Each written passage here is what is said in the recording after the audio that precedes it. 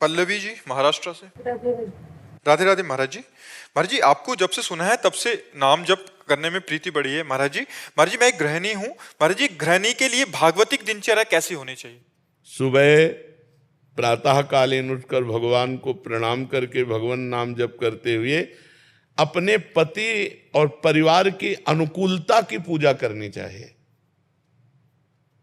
हमारे पति को सुबह अगर सर्विस में जाना है और हम अपने भगवान का पर्दा हटाकर पूजा शुरू करते हैं तो वो पूजा अधूरी मानी जाएगी।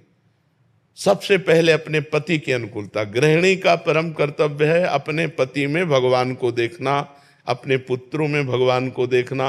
पुत्रों को स्कूल जाना है, पति को सर्विस जाना है, तो सबसे पहले हमारी पूजा की तैयारी होनी चाहिए। अपने पतिदेव को संतुष्ट करके खिला पिला के उनका टिफिन तैयार करके उनको भेजा, पुत्रों को स्कूल भेजा, फिर अपनी दिनचर्या। लेकिन ये दिनचर्या करते हुए हम नाम जप कर सकते हैं। हम रसोई बना रहे, राधा राधा राधा राधा। हम सोहनी लगा रहे, राधा राधा राधा।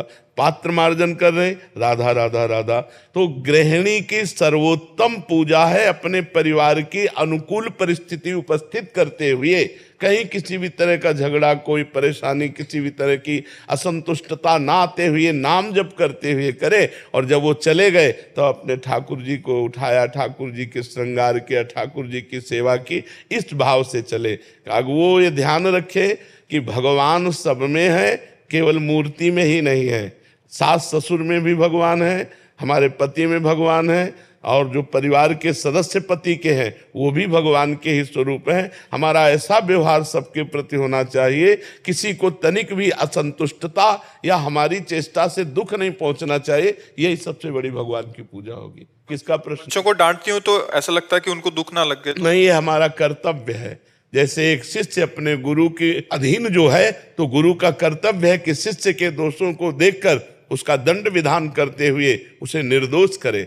जैसे एक पुत्र पिता के अधीन रहता है तो पिता का कर्तव्य है पुत्र को गुणवान बनाने के लिए आवश्यकता पड़ने पर उसे डांटे, उसे शासन में ले। तो ये कोई दोष नहीं है, ये तो हमारा कर्तव्य है, हमें कर्तव्य पालन करना है। जी। आदर्श श्रीवास्तव जी मुंबई से। राधे राधे। राधे राधे महाराज जी। महाराज जी, इनका भी सेम प्रश्न है। कह रहे कि जब ऑफिस में किसी कर्मचारी को दंड देता हूं तो मन जलता है कि जब भगवान सबको क्षमा कर देते तो मुझे भी क्षमा कर देना चाहिए, तुम क्यों दंड? भगवान सबको क्षमा नहीं करते, नहीं तो ये सब किसी को कर्म भोग भोगना ही ना पड़े। सब मंदिर जाते हैं, सब हाथ जोड़ते हैं, सब जय जय मनाते हैं, नहीं क्षमा करते हैं। क्षमा तब करते हैं जब कोई आर्त भाव से कि अब लो नसानी, अब ना नसो, आज तक किया, हे परमात्मा आज के बाद कदापि नहीं करूंगा और निरंतर नाम जप करूंगा, सही चलूंगा। तो भगवान कुछ दिन देखते हैं और फिर उसको क्षमा कर देते हैं।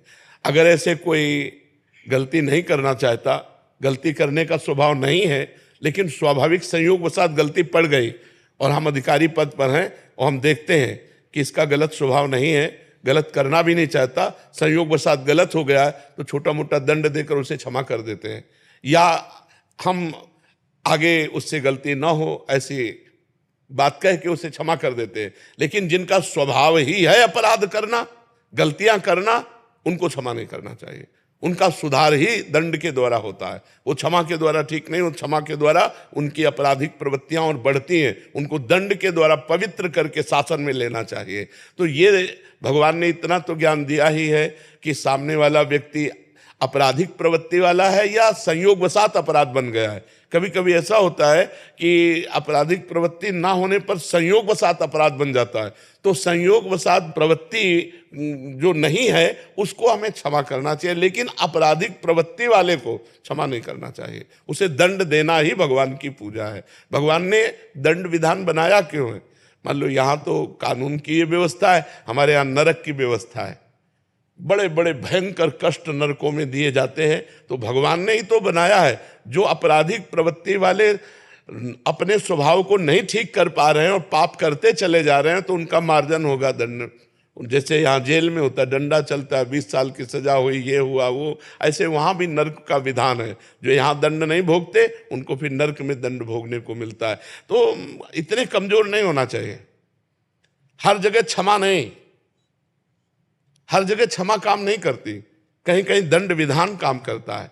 अब आपराधिक प्रवृत्ति नहीं है, उसे क्षमा करने के लिए तो हम भी राजी हैं कि एक बार क्षमा करना चाहिए। अगर भूल चूक हो गई, गलती हो गई, कोशिश करना चाहिए, उसे बचाव पक्ष में लेना चाहिए। लेकिन जिनकी प्रवृत्ति है छल कपट अपराध प्रमाद स्थिति, धर्म के विरुद्ध आचरण करना, ऐसों को दंड देना चाहिए। दंड से ही उनकी बुद्धि शुद्ध होती है। उसमें आप बिल्कुल निर्विकार रहिए और ऐसों पर दया भी ना कीजिए, क्योंकि विधान विधान है। अगर ज्यादा दया करेंगे तो आप अपने कर्तव्य से च्युत हो जाएंगे।